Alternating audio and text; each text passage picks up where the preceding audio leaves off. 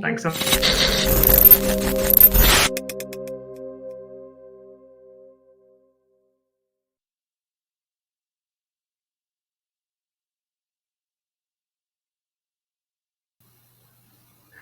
Hello, everyone, and welcome to our next session at Disruptors Midlands. I hope you're enjoying the day so far.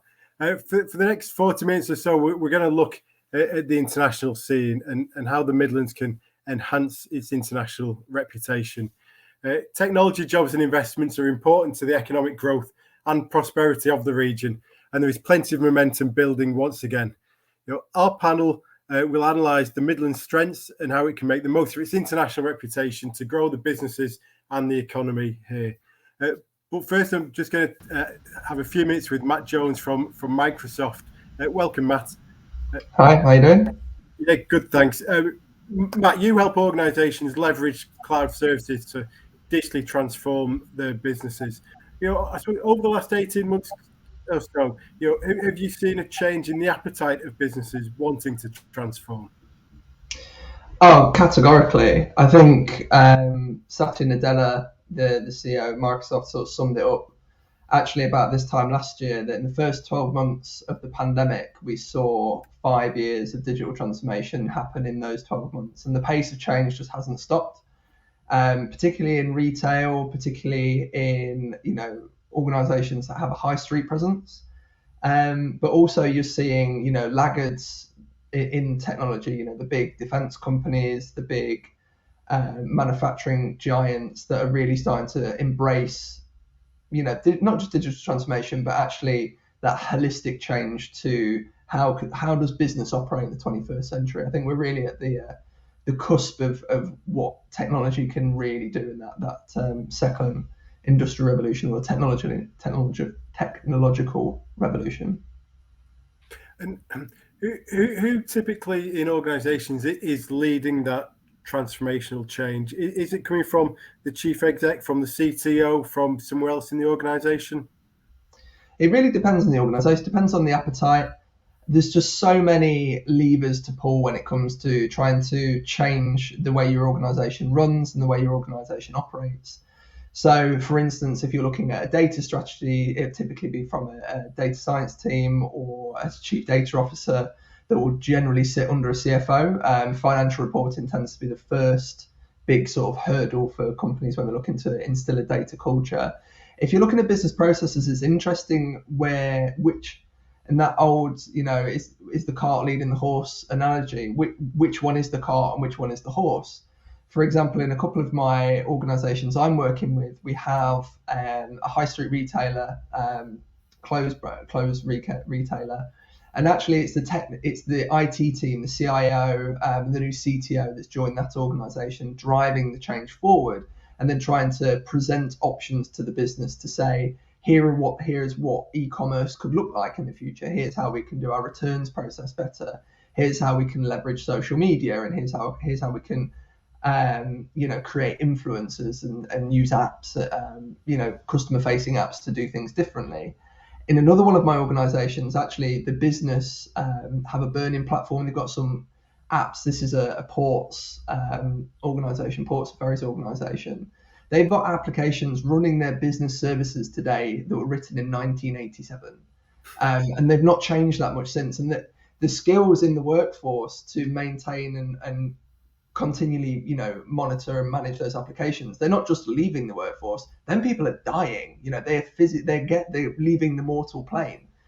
So the business has got a real problem to understand how can they use this opportunity where they're going to have to reinvent these applications, not just to change the app that supports the process that they're running today, but how can they change the process? How can they have the ferry of the future? What can they do if they move to a microservices architecture, or they look at composable commerce, or they move to containerization, these kind of technology, not buzzy terms, but technological concepts? How can they apply agile? How can they deliver change from technology to the business faster in order to deliver a better customer experience and ultimately become a more profitable company, drive better revenues, drive costs down, whatever it is that they're trying to do? At a high level, that will always come from the CEO, will always come from the board. We're here as a vision. We want to be the best ferries company want to have the best customer experience. And that vision statement will drive what these changes are pointed at. If for the high street retailer, they said, we want to cut cost out, we want to be the most efficient retailer on the high street, then that's going to have a whole different lens about what they prioritize and how they do that. I think it's important to think, especially when you're considering geographically where the Midlands can really do well in this space and how the Midlands is doing well in this space, is these businesses have so many processes, they have so many things that they do. Janet in a cupboard, in the CFO's spare room, delivering reporting every day, and trying to identify those particular work streams, make them better, drive more value out of them. So hard to do. And there are so few people that are good at doing that and then actually delivering that value from either a development point of view or infrastructure point of view or a management consultant point of view, that those skills they're rare, they're really rare. And actually there's an opportunity now that the Midlands is not constrained by, not being London. Actually that London constraint's gone away because, I work for Microsoft and I've been in London 3 times in the last 6 months. It's not that important anymore. And the base of people, the base of talent that are in this region that can now access jobs, access employers, access contracts, and access opportunities that perhaps they couldn't before because they couldn't nip out to Soho for a coffee with a prospective employer on 10 minutes notice. The world is really the oyster. And I think there is such a demand for those skills and such a demand for that talent that anyone that's thinking, how can my organization address this change? How can I as a contractor, how can I as an employee, how can I pick my career trajectory or pick my organization's trajectory to take advantage of this massive change, is look at that change management tool, change management process. Look at how you can help businesses disrupt themselves in order to deliver better value back to the business. And like I say, be more profitable, get better revenue, better customer experience, whatever they're trying to do. I think that's one of the really exciting things that technology offers, isn't it? It's both the breadth of opportunity. We aren't constrained by where we're sat, and the ability to scale so very quickly. For the right organisations. Do you think that the businesses are able to think as fast as the world moves now? No, absolutely not. And that's the problem. That's the gap. So for instance, ASOS, take for example, they're a born in the cloud retail company, and you can see every company on the high street wants to be ASOS. They're the gold standard of this is how you deliver a operating model that addresses your customer market. ASOS are a technology company that sells clothes. They're not a clothes company that uses technology. And even they can't move as fast as the market changes. Even they are slow because these businesses are so vast. It's very easy to underestimate the scale of these large enterprise customers. And actually, that's where small, nimble organizations can really add value to these big organizations by taking a slice, taking a process, taking a piece of what they do and saying, here's how we can do it better. Here's how you can deliver change faster. And here's how you can disrupt and innovate, and you can be faster to change and also faster to stability, because you can't, as ever with IT, with your business, you don't want to risk the stability of your trading platform in order to change it faster. But if you can provide the balance of those two things, change faster, deliver value faster, deliver disruption faster, whilst importantly proving that you can maintain a stable operating model, a stable platform for the business to grow from, you're onto a winner. That would be my advice for anyone looking at how can I address this post-pandemic trading climate, particularly for large enterprise organizations. Yeah, no, I think that's fascinating, because it's not just about change, is it? It's about reaching that, point of maturity of stability. At this point, let me bring forward our other two guests for this afternoon. So Mike Lewis, who's the Creative Tech and Digital Sector Lead from West Midlands Growth Company, and David Pearson, Director of Partnerships at East Midlands Chamber of Commerce, to join our international conversation and hopefully Mike and David will be popping up on our screen any moment. But I think it feels like I kind of move around the UK in our different regions. It seems that every region wants to be a tech and digital cluster. Matt, what would you say are the Midlands' strengths internationally? I think it's just a real base of excellent universities in the centre of the company, in the centre of the country, and not only that. So I live in Lincoln, which is just about the Midlands, and one of the things that I noticed that happens here is often they have the science and technology sort of park around the back end of the university, and a lot of graduates, a lot of people that come through the university end up staying in Lincoln and actually using the incubators, using the low cost, rents, things, etc., to build a business from. And I think the Midlands has that opportunity, that the barrier to entry to starting an innovative firm is so low, and actually the talent base is already there with these grads coming through. That I think, both across the slice, I think there's opportunities for people to make those changes. Yeah. Hi, Mike and David. Mike, if I can put that question to you, what do you see as being the Midlands' strengths in what is a very competitive part of the market? Well, it's interesting, Alex. From a West Midlands point of view, we have done some recent work and refreshed our narrative, if you like, in terms of the opportunities and the strengths of the region. And there's some very significant, in the tech sector, there's some very significant strengths and opportunities that we have. One of which is our workforce, and Matt has alluded to it. So we've got 8 universities in our patch, 2 of which are Russell Group, and they produce just under 60,000 graduates a year. We've got a very high proportion of in STEM-related subjects. Over half of which, I think Matt alluded to I think it was Lincoln, but over half of the graduates in our region choose to stay in the region and build their careers here, which is a really, really, really interesting fact. And we've got very strong further education as well as higher education here. So we've got very strong talent. I think we've got 53,000 in jobs, people in tech-related jobs.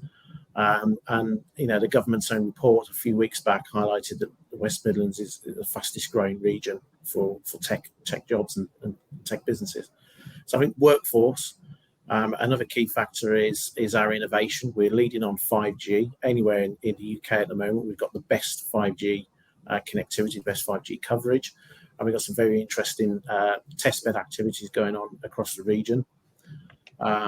We've got a world-class gaming cluster in Leamington, and we're leading on a number of areas as well, cyber security. So, and some recent research we've done highlights that we're leading, the UK in many areas. So I think ultimately our breadth and scale is what our key strengths are. But there's a number of components that make that happen. Talent, innovation. Connectivity. Obviously, we are by definition centrally located, and we're starting to see. And I think COVID, pandemic and hybrid working is kind of encouraging this, where we're seeing a lot of businesses, who've reached that point they want to scale up. You don't need to be based in London. There's absolutely no need. The talent is here. We've got a substantially lower cost base, and if everybody's in the office 2 or 3 days a week, then it starts to become quite irrelevant, and it's forcing people to change their mindsets. And I think for that reason, us at the Grove Company and the wider West Midlands region, we're very much a challenger brand in that respect, and it's changing conventional thinking. Yeah, David, a lot of what Mike just talked about also applies to the East Midlands. The talent, strong universities, with international reputations and like. But what elements are particularly unique to the East Midlands? Yeah, thanks all. I agree about the universities. We've got 6 over in the East Midlands, and I'm seeing them continually get closer and closer to the business community, rather than them standing aside from business. They're getting really closer. I think the opportunities for us, the strengths in the East Midlands are around design, creative sectors, fintech, very strong professional services. But the real opportunity, the government launched through the Department for International Trade last week, they launched a new export strategy. And the export strategy focuses on, or picks out in one little bit of it, seven individual sectors.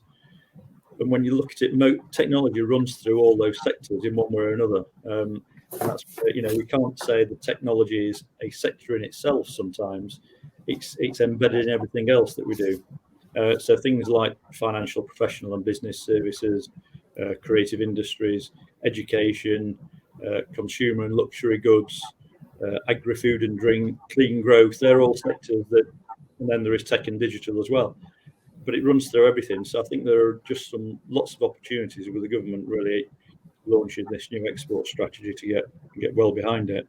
Yeah. Matt, has that been a big change in recent years of how technology has moved from being the job of one department to being integral to every department in the business?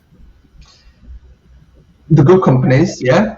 I think maturity in technology is always an interesting one. It's so much culture that you have to have in order to put this technology thing front and center when it comes to all of your business decisions. So you'll find often that silos are created. Like I sort of talked about, Janet in the cupboard that knows how to use. In one of the sessions earlier, they were talking about Power BI and using data visualization tools. Janet might have been using Excel for, and I picked Janet as a term. It could be Jim. They could just been using Excel for visualization forever. And actually, to try and get those people on board with, here is how technology is actually enabling you to change and to do your job better, and actually think about your value to the organization is not just the spreadsheets you produce, but it's actually your internalized knowledge of how the organizations work around that process. It is a difficult thing to do, and you find often when technology is discussed within an organizational frame, it's always people, process, and technology, the three pillars that you have to think about when building a strategy for anything, whether that be building a new shop or delivering a new application in the cloud. And all three of those pillars have to be present, and all three of those pillars have to be well thought out in order to be successful. And I think Mike and Dave really picked on this. Is the Midlands has all three of those things. We've got the processes, we've got the technology, we've got the connectivity, we've got the people, and actually it's about now the businesses and the people and the technicians, technology people around the Midlands coming together to drive those processes and offer that out to businesses across the world. That's where the cornerstone of delivering change, and to talk at the top of the call to enhance that international reputation comes in. Yeah, and Mike, how is the last 18 months changed? The approach to FDI, or change the response that you're getting when you're having those conversations with international companies looking at the Midlands? From our perspective, and I mentioned we spent some time during the last few months, refreshing our narrative and refreshing our view of where the key sectors are and the subsectors and what those investment opportunities will be in the West Midlands. But some of the trends we're seeing is obviously the mid-shoring. So, we're seeing more and more interest from, businesses based London, South East, recognising that, in an adapted world, in a new norm, our businesses can easily be located in our region and more cost effective, and the talent pool is here and the ecosystem's here. In terms of Europe, we're still seeing very much an interest from European-based companies that want to be have an operation in the UK market. We're still seeing that, and in some cases where there's now a need to adapt and have a dedicated operation for the UK market. But a big activity for us, and a big program for us, is what we call the business and tourism program. Obviously, the Commonwealth Games are coming to Birmingham next year. Between now and then, there's a huge program of activity we're undertaking, working with those, the Commonwealth territories, and looking to support those businesses located, in India, Australia, Canada, etc., that might be looking to, come and invest in the UK. So I think, as we're probably all experiencing, we're starting to see the new normal. People are getting out more and more, getting out more and about, and so we're starting to see companies coming over and for those visits and get familiar with the area. But I think that's been what we've seen as trends is it's a kind of to scale up or outsource, relocate from London South East, and obviously the Commonwealth Games gives us a huge platform to build on.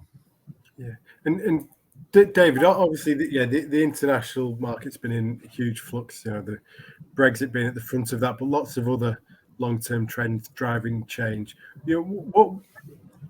How do you assess the international market at the moment and the Midlands' place in it? Well, I think the Midlands, we've always been very good at manufacturing goods, haven't we? That's what the Midlands does. It makes things, moves things, and sells things.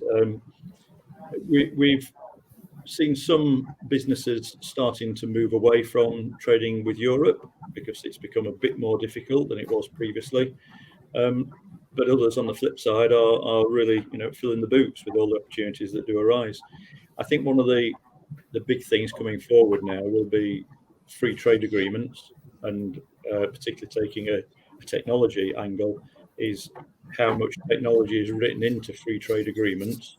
I think in the past it's sometimes been a second, services in particular has been a secondary thought in free trade agreements that are done with third countries around the world. Now that we're starting to, I think it's getting more focus now. It's certainly got more focus in the UK-Japan agreement that was agreed 6 months or so ago. So I think there are opportunities there for businesses to look overseas. But at the moment, it's still a difficult period. We're still finding it difficult. Supply and demand says that actually businesses very often can sell everything they're producing in the UK on some cases at the moment. So why do they need to go overseas? So it's a difficult market, but there are opportunities in the future. How important are clusters that we have across the Midlands in developing that expertise that creates and develops an international reputation? I think the clusters, when they come together as a cluster, are really important. We've got the air industry, very strong. Aerospace industry in Leicester is very strong, as well as I suppose just manufacturing and engineering generally. They work together because they're not in direct competition generally. So these clusters can work really well together and reap the benefits of that joint working. Yeah. Can I just add a point to that, Alex? So,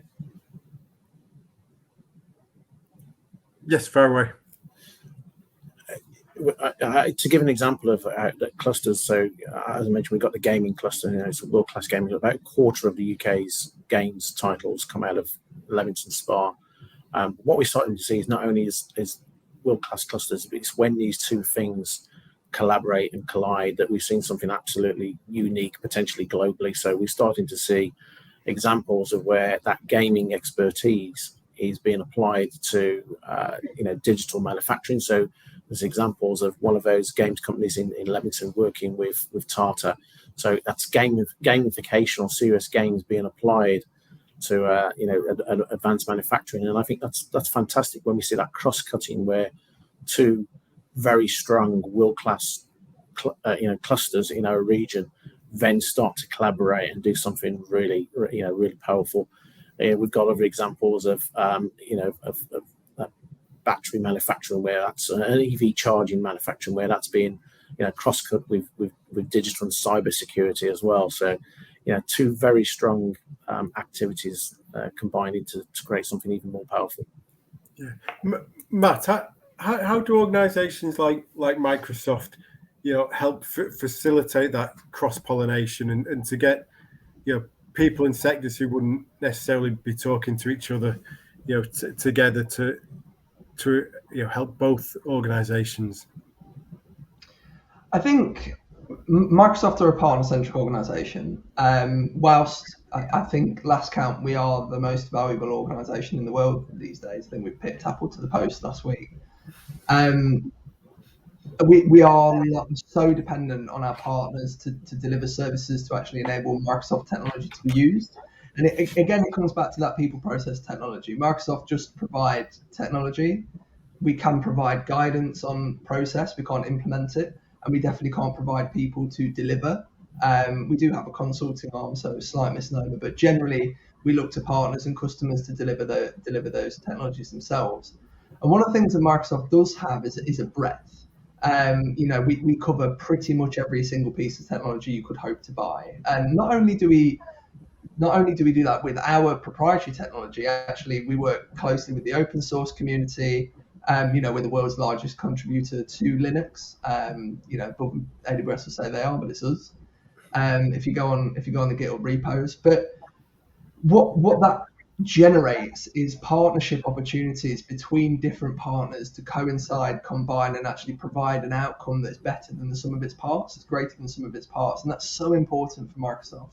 One Microsoft Cloud is our message. You can host your infrastructure in Azure, use Power BI to manage your data, use Teams to have your calls, and use Excel and Word as your standard Office workstation tools. And they're all interconnected and they all work together, but they only do so harmoniously and seamlessly when you combine that with a blend of partners that are all singing from the same hymn sheet and they're all driving towards a common outcome for a customer. So that, from our lens particularly, that's how we kind of try to leverage the best of the ecosystem. We also have our own marketplace where we resell other companies' technology. And we're incentivized to go out and find vendors that we want to work with. Zscaler, for example, are a company that Microsoft has nothing to do with, but I work with them in most of my accounts because they have got great solution and I want to work with them. And that's encouraged within Microsoft. And having that kind of togetherness feeling, that partnership, that strength in breadth and strength in depth between two organizations, so important. And that again is an opportunity for organisations in the Midlands to go and win business like that. If you're pulling out that process, that piece we were talking about earlier, if you can find organisations that are doing other pieces of the puzzle come together to do a combined offering for a customer that offers seamless integration and also the best of breed, perfect. That's what organisations want to hear. That's what they want to pick up. Yeah, and I think partnership is such an important word these days, and particularly in kind of the tech sector or tech-led initiatives. David, for businesses that are wanting to obviously be more outward-facing, to get involved in collaborations in clusters, where should they start? I think you start with probably talking to organisations like DIT, Department of International Trade, around your export strategy, making sure you've got a strategy and that you can believe in it and follow that strategy. If you're looking at clusters within the UK, then organisations like the Chamber or the growth companies or the LEPs are good places to help you to bring those clusters together. But I think sometimes clusters can also be informal clusters, can't they? They can be, a group of people that network together and they know they've got similar business interests and they just get themselves together. And they're not to be dismissed, I don't think. There's a lot of value that people get from those. We've got, manufacturing groups in Nottingham, for example, that I know exist, and they just get together and they, perhaps sometimes they have a good time, but they also talk to each other about the challenges they face. I bring together a number of our members who trade internationally with an international trade forum. So we're not a formal cluster, it's just getting them together once a month to talk about international trade and learn best practice from each other. Yeah. And Mike, those sorts of networks, I assume, are part of the conversation, part of the attraction for businesses looking to locate into the West Midlands on your patch. There is that ecosystem that's vibrant, connected, and wants to welcome in new expertise. Absolutely, completely. I mean, a tech business looking to come into the West Midlands and set up. Obviously, we've got great incubators. We've got space but it's the ecosystem that really makes a difference. And we've got I almost see our role, we're kind of like a network of networks. So, we've got visibility of all different formal and informal, networking opportunities across a whole range of things, from esports to cybersecurity to 5G, and it's that kind, and tech more broadly. So we've got that access to that network of networks, and we can introduce people to. It is all about networking. It's having the contacts, and it's just building up that tacit knowledge. But that's very much something that the growth company, we can support someone with. And for businesses that are might feel like they're on the outside of the ecosystem, it might be that they've more recently got into tech and innovation and try to drive and grow the business. How do they become part of that conversation?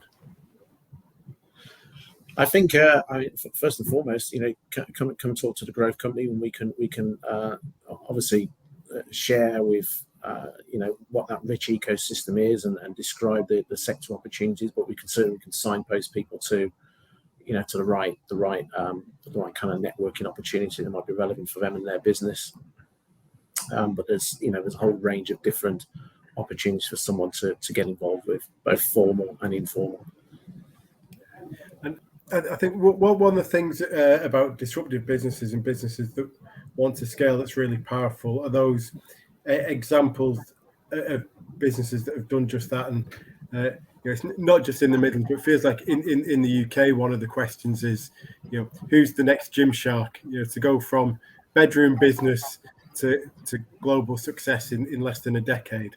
So I don't know. Are the businesses or a business that stands out is showing that great potential, or are there particular sectors where you think that business might come from next? I think it'd be difficult for me to say who is that next. Who is that next unicorn? Who is that next Gymshark? But certainly we've got absolute lots of examples of tech scale-up businesses that we work with, and only yesterday actually, Birmingham Tech, there was an investor showcase event, and there was half a dozen different tech startups, different user cases, pitching for that next stage of funding to help them scale up. We've got in the 5G incubator, we've got 40 distinct user cases, all doing very different things in working with advanced manufacturing and smart cities and health. But the thing they've all got in common is they rely on strong 5G connectivity. We've got businesses like Crowd Property, fintech, who are growing, and in fact have now expanded into Australian market. So homegrown company there. We've got PM Connect, mobile payment company that's I think they about 25 million mobile payments a month now, but have a reach of 1 billion consumers via their platform. And of course that government report that highlights that we're the fastest growing region for tech. So I think we've got numerous examples of all different types of businesses, different user cases, trying to solve different problems at various stages in their development, all of which potentially could be that next unicorn. But fantastic across the region. We've seen very great stuff across the piece. Yeah, Matt. Yeah, I just wanted to highlight so before I joined Microsoft, I worked for two organisations that are relevant to this conversation in an edtech company based in Lincoln called ScholarPack, and a consulting services organisation based in Nottingham called Centric.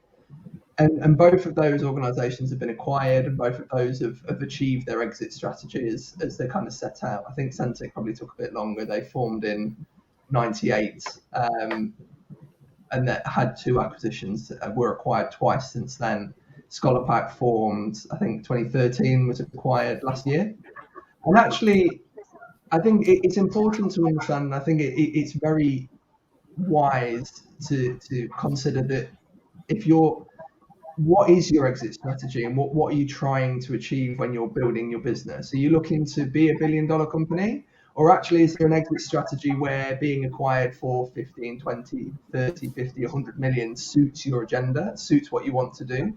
I think when And actually, the unicorns are very few and far between. I know they're very well publicised, but actually, the strength in the Midlands is these organisations that are building businesses that are worth a couple to 100 million pounds, in terms of business valuation. They're going to drive this, right? They're the ones that are going to drive the Midlands to become the powerhouse that it is and always will be, because they then get bought out by Accenture or get bought out by a larger organisation. That money goes back into the economy, and that into the Midlands economy, and then that founder goes and does something else, and then you get that conveyor belt of businesses being built and built and built, because that entrepreneurial spirit doesn't leave just because you've realised your exit strategy on company A. You're going to go do company B.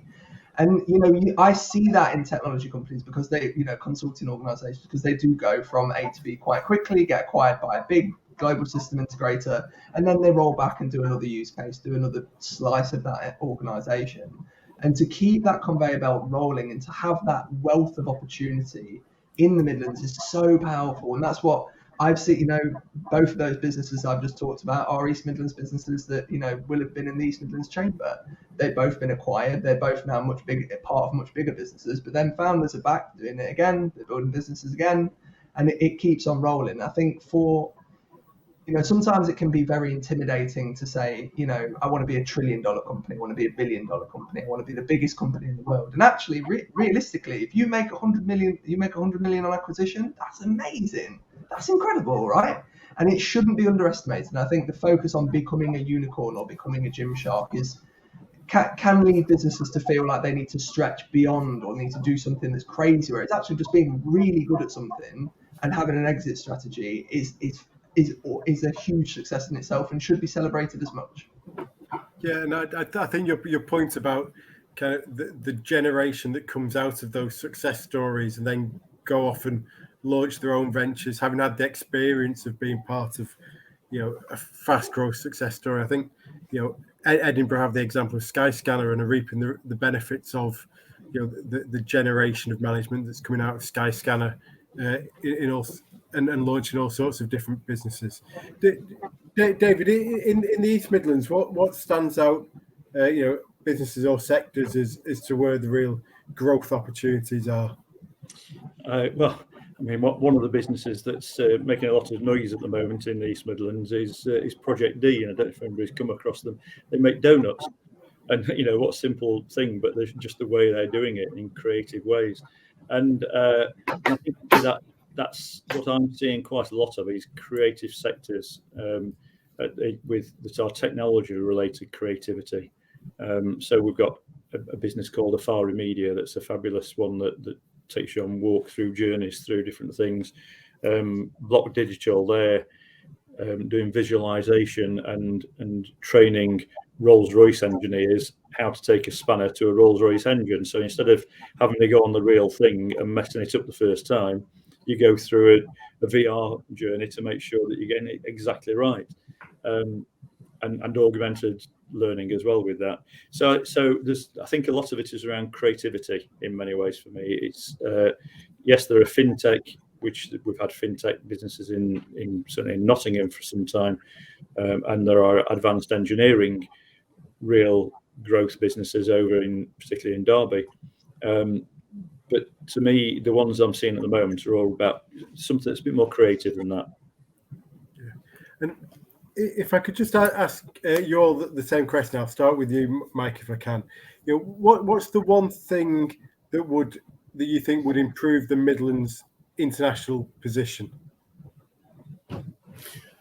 I think visibility and getting that message across of exactly our strengths. We have got, we can evidence those strengths, but it's getting that message across. And I think for us, the BAT program, the Business and Tourism program, we're going to be reaching out to the Commonwealth and then obviously the games coming here in July, August next year. So I think that's a huge platform, huge opportunity in terms of specific opportunities. We've got opportunities in future mobility, we've got digital health tech, fintech. We're only one of 3 recognised fintech clusters in the UK. Broadly, the 5G opportunity, cybersecurity, gaming evolving into esports and serious games, gamification. So some fantastic opportunities. But I think it's just landing that message and getting out there. And I think over the course of the next few months, over the BAT Peak program is going to be a really exciting time for us. Yeah. David, what one thing stands out for you? Yeah, I think probably the message from the East Midlands is that we need to act probably more as a region than as 3 individual cities or 4 or 5 individual cities, depending on which you count in the East Midlands. So the region needs to act more collectively, and there are, that's a political point, I guess, isn't it? But that allows us then to really push the whole of the East Midlands and the wider full Midlands. So I think that's a key part of what we need to be doing here. Yeah. And Matt, your thoughts on the thing that would improve the Midlands international place? To Dave's point, I'm a Forest fan, so working closely with Derby sends shivers down my spine. No, I think it's a perception thing for me, and I think to both points, to what Mike said and what David said, are very true. And I think actually the Midlands is very, very powerful, and particularly now that shackle has been taken off, that you have to be London centric. And talking specifically from a technology IT lens that I have, you don't need to be in London anymore. You don't need, I'm blessed in Lincoln that I can be in King's Cross door to door in 2 hours, because we've got the East Coast main line. So it isn't a restriction, and people are moving out of London up to the Midlands to enjoy the fact they're only got to be in the capital once, twice a week, maybe not even that. And actually that inherits or for that is a signifier, should I say, to a change in perception of, just because you're in the Midlands does not mean that you are less powerful or that you cannot have, that you have less influence than those that are in the southeast. And actually, I think you have more, because the more people that move away from London, the more people that move away from the extortionate rents and huge office costs, and living in spare bedrooms and whatnot as they do down there, move up here. There's so much more space, and that creative thinking, to come back to David's point around how creative businesses are becoming the more innovative ones. Being in this space, being in this culture, being in this different take on life up here gives you a perspective that people don't necessarily have in these large organizations. And that's a saleable asset. That's something you can take. We're straight talking. We don't mess around. We tell it like it is. And that's surprisingly rare in these organizations, and a real strength, clinically, as a lad that grew up in Beeston and moved out to the sticks to get married. That's what I take into my day job, and it's something that I hear all the time, is that you don't talk like the people who live around me do. And that diversity, even though it's not diversity in this traditional sense, in an enterprise is so important. If you can bottle that up, you can take it out there, whether you're doing EV batteries, cybersecurity, you're selling pipes and bits and pieces on eBay. That mentality differentiates this region. Yeah, and Mike, is that Midlands diversity and mentality something that's attractive to inward investors? Yeah, absolutely. We're one of the most diverse regions in the UK, and with that, of course, comes that breadth and range of different views and talent. A couple of points I just wanted to add to what Matt was saying about the whole sort of London-centric thing, mid-shoring, as the term we use, or north-shoring. Some recent developments. Goldman Sachs announcement that they're going to have a office with roles in Birmingham City Centre, and BT. BT's office, it's not just going to be a regional sales office. It's going to have those kind of roles that are central function roles, but locate them here in the West Midlands. So product managers, product owners, tech roles. And I think that's those are clearly significant things that do make people realise that why we're doing that. It's the talent is here, the skills are here, and a huge cost saving. And I think things like that being announced is obviously can only reinforces what this region's got to offer. Well, unfortunately, that's all we've got time for. But I think that's a really good note to end on. So thank you, Matt, David, and Mike, for your contributions. Very much appreciate you taking the time to share those with us this afternoon. Thank you. Thank you all. Thank you. Thanks, everyone. Great. And then just to highlight our next session, our final session of the day, urban mobility. It's getting underway in about 15 minutes time, 3:15. So it'd be great if you could join us and our chair, Ben Ormsby, for the final session of the day. And hopefully you've enjoyed the rest of our content at Disruptors Midlands. Thank you.